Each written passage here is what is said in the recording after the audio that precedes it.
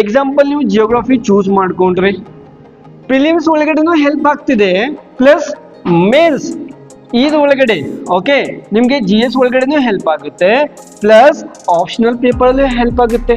ಎಷ್ಟೊಂದು ಹೆಲ್ಪ್ ಇದೆ ನೋಡಿ. If you take wrong decision and whole year ನಿಮ್ ಎಕ್ಸಾಮ್ ಕೊಡೋ ತನಕ, ಎಕ್ಸಾಮ್ ಮುಗಿಯೋ ತನಕ ನಿಮ್ದು ಅದೇ ಮೈಂಡ್ ಅಲ್ಲಿ ಇರುತ್ತೆ, ನಾನು ರಾಂಗ್ ಚೂಸ್ ಮಾಡ್ಕೊಂಡೆ ಅಂತ. ಎಕ್ಸಾಮ್ ಕೊಡೋ ಸಮಯದಲ್ಲಿ ಕೂಡ ನಿಮ್ದು ಕಾನ್ಫಿಡೆನ್ಸ್ ಲೆವೆಲ್ ಕಡಿಮೆ ಆಗ್ಬಿಡುತ್ತೆ, ಸಮಸ್ಯೆ ಆಗ್ಬಿಡುತ್ತೆ. ಮತ್ತೆ ನೆಕ್ಸ್ಟ್ ಕೊಡ್ತೀರಿ, ಅಟೆಂಪ್ಟ್ ಮಾಡ್ತೀರಿ, ಅವಾಗ ಕೂಡ ಥಿಂಕ್ ಬರುತ್ತೆ, ನಾನು ಒಂದು ವರ್ಷ ವೇಸ್ಟ್ ಮಾಡ್ಕೊಂಡ್ಬಿಟ್ಟೆ, ಆ ಸಲ ತೊಗೊಂಡ್ಬಿಟ್ಟೆ, ನಾನು ಚೆನ್ನಾಗಿ ಓದ್ತಿದ್ದೆ, ಸೊ ಈಗ ತುಂಬ ಹೆಲ್ಪ್ ಆಗ್ತಿತ್ತು, ಮತ್ತೆ ನೆಕ್ಸ್ಟ್ ಅದೇ ಮೈಂಡ್ ಒಳಗಡೆ. So one small mistake will spoil your life.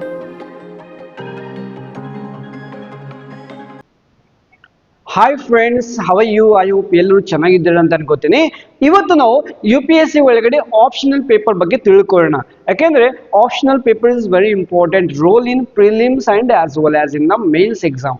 ಯಾವ ವಿದ್ಯಾರ್ಥಿಗಳು ನೀವು UPSC ಪ್ರಿಪರೇಷನ್ ಮಾಡ್ಕೊಂತಿದ್ದಾರೆ, ಯಾರಿಗೆ ನಿಮ್ಗೆ ಆಪ್ಷನಲ್ ಪೇಪರ್ ಬಗ್ಗೆ ಅಷ್ಟೊಂದು ಗೊತ್ತಿಲ್ಲ, ಮಾಹಿತಿ ಇಲ್ಲ, ಅದನ್ನ ಗೊತ್ತಿದ್ರು ಅದ್ರ ಬಗ್ಗೆ ಯಾವ ಸಬ್ಜೆಕ್ಟ್ ಅನ್ನ ಚೂಸ್ ಮಾಡ್ಕೋಬೇಕು ಅಂತ ಕನ್ಫ್ಯೂಸ್ ಅಲ್ಲಿ ಇದ್ದೀರಾ, ನಾನು ಕ್ಲಿಯರ್ ಮಾಡ್ತೀನಿ ಇವತ್ತು. ಓಕೆ, ನಿಮ್ಗೆ ಆಪ್ಷನಲ್ ಅಂದ್ರೆ ಎಷ್ಟು ಇಂಪಾರ್ಟೆಂಟ್ ಅಂತ ಇವತ್ತು ಗೊತ್ತಾಗುತ್ತೆ. ಬಿಕಾಸ್ ಇದು ನಿಮ್ದು ಟೋಟಲಿ ಎಕ್ಸಾಮ್ ಅಲ್ಲಿ ತುಂಬಾ ಇಂಪಾರ್ಟೆಂಟ್ ರೋಲ್ ಇದೆ. ಓಕೆ, ನೀವು ಬೈ ಮಿಸ್ಟೇಕ್ ರಾಂಗ್ ಅನ್ನು ಚೂಸ್ ಮಾಡ್ಕೊಂಡ್ರೆ ಇಡೀ ಇನ್ನೂ UPSC ಮುಗಿಯೋ ತನಕ, ನೀವು ಎಕ್ಸಾಮ್ ಕಂಪ್ಲೀಟ್ ಆಗೋ ತನಕ ನಿಮ್ಮ ಮೈಂಡ್ ಎಲ್ಲ ಒಂದೇ ಇರುತ್ತೆ. ಈವನ್ ನೀವು ಕರೆಕ್ಟ್ ಎಕ್ಸಾಮ್ ಕೊಡಕ್ಕೂ ಆಗಂಗಿಲ್ಲ. ಯಾಕಂದ್ರೆ ನಿಮ್ಮ ಮೈಂಡಲ್ಲಿ ಇರುತ್ತೆ, ಅರೆ ನಾನು ಇದನ್ನು ಯಾಕೆ ಚೂಸ್ ಮಾಡ್ಕೊಂಡೆ, ಈ ಪೇಪರ್ ನಾನು ಈ ಸಬ್ಜೆಕ್ಟ್ ನಾನು ತಗೋಬಾರ್ದಿತ್ತು ಅಂತ ಮೈಂಡಲ್ಲಿ ಕಂಟಿನ್ಯೂ ಬಂದ್ಬಿಡುತ್ತೆ. ಓಕೆ, ಸೊ ತಿಳ್ಕೊಳ್ಳೋಣಕ್ಕೆ ಯಾವ್ದು ಚೆನ್ನಾಗಿದೆ, ಯಾವ್ದನ್ನ ತಗೊಂಡೆ ನನಗೆ UPSC ಎಕ್ಸಾಮ್ ಅಲ್ಲಿ ಅಂದ್ರೆ IAS ಎಕ್ಸಾಮ್, IPS ಎಕ್ಸಾಮ್ ಕೊಡಕ್ಕೆ ಹೆಲ್ಪ್ ಆಗುತ್ತೆ ಅಂತ ತಿಳ್ಕೊಳ್ಳೋಣ. Okay, let us see. Optional ಒಳಗಡೆ ನೋಡಿ, ನಿಮ್ದು UPSC ಒಳಗಡೆ ಎಕ್ಸಾಮ್ ಅಲ್ಲಿ ಟೋಟಲಿ ಮೇನ್ಸ್ ಎಕ್ಸಾಮ್ ಬಗ್ಗೆ ಮಾತಾಡ್ತೇನೆ. ಓಕೆ, ಮೇನ್ಸ್ ಒಳಗಡೆ ಟೋಟಲಿ 9 ಪೇಪರ್ ಇರುತ್ತೆ, 9 ಪೇಪರ್ಸ್ ಒಳಗಡೆ 2 paper. Okay, English and language. Okay, ಇವು 2 ಪೇಪರ್ ಏನಂದ್ರೆ ಲೈಕ್ ಜಸ್ಟ್ ಕ್ವಾಲಿಫೈಯಿಂಗ್ ಪೇಪರ್ ಅಂತ ಇಟ್ಕೊಳ್ಳಿ. ಓಕೆ, ಕ್ವಾಲಿಫೈಯಿಂಗ್ ಪೇಪರ್ ಅಷ್ಟೇ. ಇದಕ್ಕೆ ಬಿಟ್ಟು ಇನ್ನು 7 ಪೇಪರ್ಸ್, ಅದು ಒಳಗಡೆ GS 1, GS 2, GS 3, GS 4 and optional 1, optional 2, 4, 5, 6, 7, 8 and ಇನ್ನೊಂದು essay. ಓಕೆ, ನೋಡಿ ಈ ಆಪ್ಷನಲ್ ಪೇಪರ್ ಅಂದ್ರೆ ಏನು? ಆಪ್ಷನಲ್ ಅಂತ ಹೇಳಿದ್ರೆ ನಿಮ್ಗೆ UPSC ಕಡೆಯಿಂದ ಒಂದು ಚಾಯ್ಸ್ ಕೊಡ್ತಾರೆ, ನೀನು ಯಾವ ಬೇಕು ಚೂಸ್ ಮಾಡ್ಕೋಬಹುದು. ಲೈಕ್ ನಿನಗೆ ಇಷ್ಟ ಇದೆ, ನಿನಗೆ ಹಿಸ್ಟ್ರಿ ಅಂದ್ರೆ ತುಂಬಾ ಇಷ್ಟ, ಹಿಸ್ಟ್ರಿ ಬಗ್ಗೆ ನಿಮ್ಗೆ ತುಂಬಾ ನಾಲೆಜ್ ಇದೆ, ನಿಮ್ಗೆ ಹಿಸ್ಟ್ರಿ ಕೊಟ್ರೆ ನಿಮ್ಗೆ ಈಸಿಯಾಗಿ ನೀವು ಪ್ರಾಬ್ಲಮ್ ಸಾಲ್ವ್ ಮಾಡ್ತೀರಾ ಅಂತ ಇಟ್ಕೊಳ್ಳಿ. ಅಥವಾ ನಿಮ್ಗೆ ಜಿಯೋಗ್ರಫಿ ತುಂಬಾ ಇಂಟ್ರೆಸ್ಟಿಂಗ್ ಆಗಿದೆ, ಜಿಯೋಗ್ರಫಿ ತುಂಬಾ ಇಷ್ಟ. ಓಕೆ, ಅಥವಾ ಎಕನಾಮಿಕ್ಸ್ ಅಂದ್ರೆ ಇಷ್ಟ, ಅಥವಾ ಸೈನ್ಸ್ ಅಂದ್ರೆ ಇಷ್ಟ, XYZ ಯಾವ್ದಾದ್ರು ಸಬ್ಜೆಕ್ಟ್ ಅಂದ್ರೆ ಇಷ್ಟ ಅಂತ ಇಟ್ಕೊಳ್ಳಿ. ಓಕೆ, ಅಂದ್ರೆ ನಿಮ್ಗೆ ಇಷ್ಟು ನಂಬಿಕೆ ಇದೆ ಅಂದ್ರೆ ನಾನು ಆ ಪೇಪರ್ನ ಕೊಟ್ಟರೆ ಈಸಿಯಾಗಿ ಔಟ್ ಆಫ್ ತಗೊಳ್ಳೋ ಕೆಪಾಸಿಟಿ ನಮ್ಮಲ್ಲಿ ಇದೆ ಅಂತ ನಿಮ್ಗೊಂದು ಮೈಂಡ್ ಸೆಟ್ ಇದೆ, ಅಂತ ಪೇಪರ್ನ ಚೂಸ್ ಮಾಡ್ಕೋಬಹುದು. ಓಕೆ, ಆಪ್ಷನ್ 1, 2 ಅಂದ್ರೆ ಒಂದೇ ಪೇಪರ್. ಎಕ್ಸಾಂಪಲ್ ಈಗ ಜಿಯೋಗ್ರಫಿ ಇದೆ ಅಂತ ತಿಳ್ಕೊಳ್ಳಿ, ಜಿಯೋಗ್ರಫಿನ ನೀವು ಚೂಸ್ ಮಾಡ್ಕೊಂಡ್ರಿ. ಓಕೆ, ಇದು ಒಳಗಡೆ ಏನ್ ಮಾಡ್ತಾರೆ, ಒಂದು ಬುಕ್ ಇದೆ, ಈ ಬುಕ್ ಒಳಗಡೆ ಅರ್ಧ ಒಂದು ಪೇಪರ್ ಒಳಗಡೆ, ಅರ್ಧ ಇನ್ನೊಂದು ಪೇಪರ್ ಒಳಗಡೆ. ಎಕ್ಸಾಂಪಲ್ ಆಗಿ ಹೇಳ್ಬೇಕಂದ್ರೆ ಒಂದು ಒಳಗಡೆ ಪ್ರಾಕ್ಟಿಕಲ್, ಇನ್ನೊಂದು ಒಳಗಡೆ ಥಿಯರಿ ಕ್ವಶನ್ ತರ ಕೇಳ್ತಾರೆ. ಒಂದೇ ದಿವಸದಲ್ಲಿ 2 ಪೇಪರ್ಗಳಿರುತ್ತೆ, ಮಾರ್ನಿಂಗ್ ಒಂದು ಪೇಪರ್, ಸಾಯಂಕಾಲ ಒಂದು ಪೇಪರ್, 2 ಪೇಪರ್ ಕೊಡ್ತಾರೆ. ಓಕೆ, ಬಿಕಾಸ್ ತುಂಬಾ ಸಲ ಕನ್ಫ್ಯೂಸ್ ಆಗಿದೆ, ಸರ್ ನಾನು ಯಾವ ಸಬ್ಜೆಕ್ಟ್ ಚೂಸ್ ಮಾಡ್ಕೊಂಡ್ರೆ ಚೆನ್ನಾಗಿರುತ್ತೆ. ಇದು ಒಳಗಡೆ ಏನ್ ಹೆಲ್ಪ್ ಆಗುತ್ತೆ ನಮ್ಗೆ ಗೊತ್ತಾಗ್ಬೇಕಲ್ವಾ, ಯಾವ ತರ ಹೆಲ್ಪ್ ಆಗುತ್ತೆ. ಪ್ರಿಲಿಮ್ಸ್ ಮೇನ್ಸ್ ಅಂದ್ರೆ ನೀವು ಮುಂಚೆ ಕೊಡೋದು ಎಕ್ಸಾಮ್, ಅದು ಪ್ರಿಲಿಮ್ಸ್. ನೀವು ಪ್ರಿಲಿಮ್ಸ್ ಅನ್ನ ಕ್ಲಿಯರ್ ಮಾಡಿಕೊಂಡ್ರೆ ನೀವು ಮೇನ್ಸ್ ಎಕ್ಸಾಮ್ಗೆ ಎಂಟ್ರಿ ಆಗ್ತೀರಾ. ಪ್ರಿಲಿಮ್ಸ್ ಒಳಗಡೆ 2 ಪೇಪರ್ ಇರುತ್ತೆ, ಜಸ್ಟ್ ಓನ್ಲಿ 2 ಪೇಪರ್ಸ್. ಒಂದಿದೆ CSAT. ಓಕೆ, ಇನ್ನೊಂದಿದೆ GS. CSAT ಒಳಗಡೆ ಮ್ಯಾಥಮೆಟಿಕ್ಸ್, ಜನರಲ್, ಇಂಗ್ಲಿಷ್ ಬಗ್ಗೆ ಕ್ವಶನ್ ಇರುತ್ತೆ. ಆದ್ರೆ GS ಇಸ್ ವೆರಿ ಇಂಪಾರ್ಟೆಂಟ್, ಇದು ಕೂಡ ಕ್ವಾಲಿಫೈಯಿಂಗ್ ಪೇಪರ್. ಆದ್ರೆ ಇದು ಏನಿದೆ ನಿಮ್ದು ರ್ಯಾಂಕಿಂಗ್ ಮೇಲೆ ಡಿಸೈಡ್ ಆಗುತ್ತೆ, ಇದು ವೆರಿ ಇಂಪಾರ್ಟೆಂಟ್. ಇದು ಒಳಗಡೆ ಕೂಡ ಪ್ರಿಲಿಮ್ಸ್ ಒಳಗಡೆ ಕೂಡ ನಿಮ್ಗೆ ಎಕನಾಮಿಕ್ಸ್ ಆಗಿರ್ಬೋದು, ಓಕೆ, ಹಿಸ್ಟ್ರಿ ಆಗಿರ್ಬೋದು, ಜಿಯೋಗ್ರಫಿ ಆಗಿರ್ಬೋದು, ಪಾಲಿಟಿ ಆಗಿರ್ಬೋದು, ಇದೆಲ್ಲ ಕ್ವಶನ್ ಬಂದ್ಬಿಡುತ್ತೆ.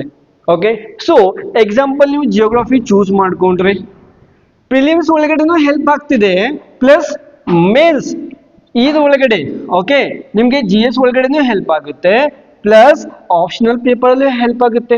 ಎಷ್ಟೊಂದು ಹೆಲ್ಪ್ ಇದೆ ನೋಡಿ. ಇದನ್ನ ಬಿಟ್ಟು ಎಕ್ಸಾಂಪಲ್ ನೀವು ಮೆಥಮೆಟಿಕ್ಸ್ ಚೂಸ್ ಮಾಡ್ಕೊಂಡ್ರಿ ಅಂತ ಇಟ್ಕೊಳ್ಳಿ. ಓಕೆ ಸರ್, ನೀವು ಕೇಳ್ತಾರೆ ಸರ್ ಯಾವ್ಯಾವ್ದು ನಮ್ಗೆ ಆಪ್ಷನ್ಸ್ ಇದೆ ಅಂತ.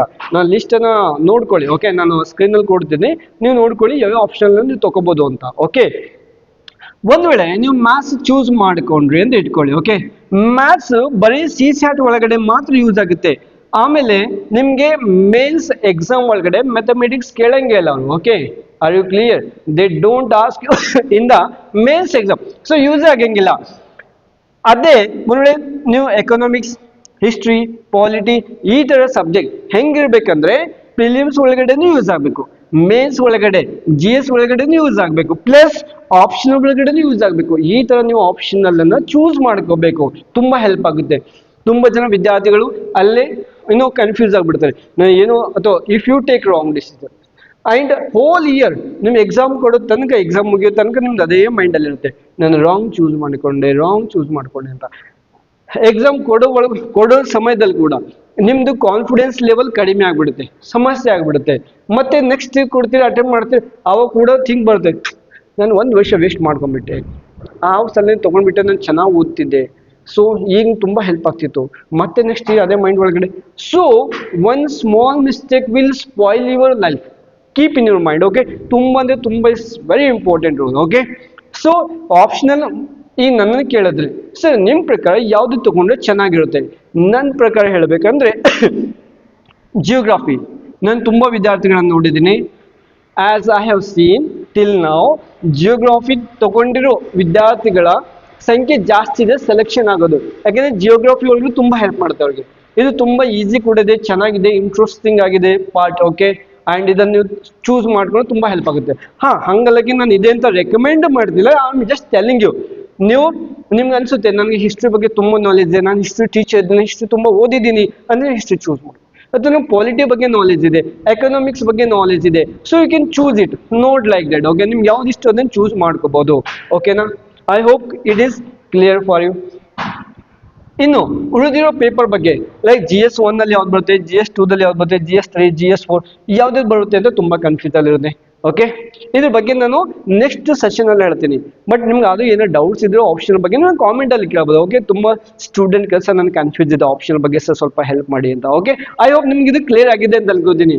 ಸೊ ನೆಕ್ಸ್ಟ್ ಸೆಷನ್ ಸಿಗೋಣ, ಮತ್ತೆ ಇದು GS ಬಗ್ಗೆ ಡಿಸ್ಕಸ್ ಮಾಡೋಣ. ಯಾವ ಪೇಪರ್ಗಳು GS ಒಳಗಡೆ ಇದ್ರ ಒಳಗಡೆ ಯಾವ್ದು ಬರುತ್ತೆ, GS 2 ದಲ್ಲಿ ಪೇಪರ್ಗಳು, GS 3, GS ಇದ್ರ ಒಳಗಡೆ ಒಂದೊಂದು ಪೇಪರ್ ಬರಂಗಿಲ್ಲ, multiple paper, history, geography, art and culture ಈ ತರ ಅಲಗ್ ಬರುತ್ತೆ, ರೈಟ್? ಸೊ ಅದ್ರ ಬಗ್ಗೆ ನಾವು ಡಿಸ್ಕಸ್ ಮಾಡೋಣ. Okay, thank you so much. Next video ಮತ್ತೆ ಸಿಗೋಣ. ಜೈ ಹಿಂದ್.